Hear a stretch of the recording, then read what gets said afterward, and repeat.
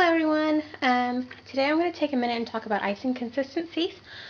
I've gotten a lot of questions about that. I can't say what icing consistency works for everyone because everyone I know that does cookies it's always a little different for everyone. But I'm going to show you how I like to use it. When my icing comes out of the mixer, first of all, it is super duper thick like cement. So we're going to have to thin that down. I start off with a little bit of water. I put some in a water bottle and squirt it because to me it's easier when I can do it anywhere. You can get those water bottles anywhere really. Anyway, squirt some water on. I know my hands are going to be in the way for a second. Anyway, and it will be really stiff in the beginning. If you want to thin it out in the mixer, you can. I don't like to put too much water in the icing when I use the mixer because I don't know, it doesn't act right for me. So I just mix it up really thick and add the water as I need it. Okay, so start to loosen up. You just keep adding it as you need it.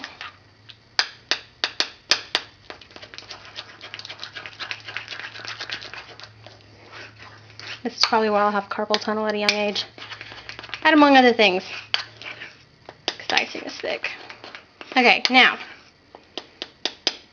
I use two different types of icing. I use flood icing and piping icing. Occasionally I'll use something thicker. But that's only if I'm doing like flowers and leaves and, piping, stuff like that. But this, I know I've got piping consistency for me. Because when I do this, see how it kind of starts to smooth around? But when I pull it up, it still holds a shape. That to me is my piping consistency. There. Anyway, so what I do is I take my bags, and I just cut the tip off.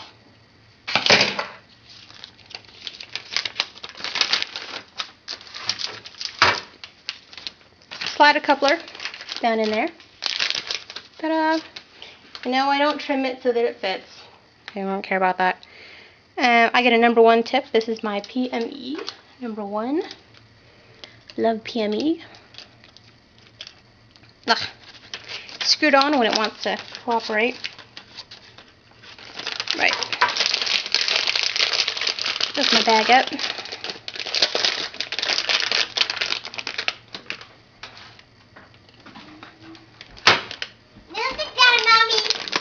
Hi, honey. Hi. Anyway. Go back and watch your movie. Okay. Anyway. You open it up and put your icing in. Now you get to hold it. So it's easy to do. Push it down. Twist it up. Rubber band. And I fold it over. I don't know why. Keeps the crusties out. To me anyway. And there's my piping icing. Nothing fancy. Then we need flood icing.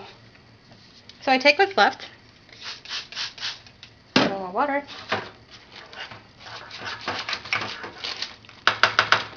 Mix it up. Typically you're going to need more flood icing than piping icing, but I'm not really worrying about ratios today. Okay. I don't really use the 10-second rule. Mine's like a 12 to 15. Yeah, do this.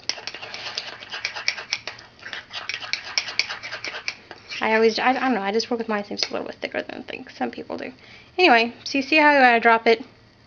It falls. Doesn't hold a shape. Anyway, that's about where I am when it comes to flood because it's not disappearing in 10 seconds, but I know eventually it will settle down into it. So that, to me, is perfect. Okay, sorry about that. There's some technical difficulties. What you didn't see is I had to go run and grab a pint glass because I didn't have one. So anyway, I grab a tall glass like this. I take my empty bag. I do not cut the tip off of it this time. I plop it down in there empty. Sorry, this is icing in it. And pop it down in there, fold the edges over, and then I fill it up with my flat icing. That way it stands up straight and I don't get icing everywhere. Boop. Twist it. Take your tie, these little purple Wilton ties, and close it. And there you go. And when I want to use it, I cut the little tip off and I use it like that. I don't use any tips for my flat icing because I don't like washing them. Just cut the ends, just take the little rubber bands off and throw the rest of it away. And this works for me. So there you go. Flood and piping. That is the consistencies that I work with.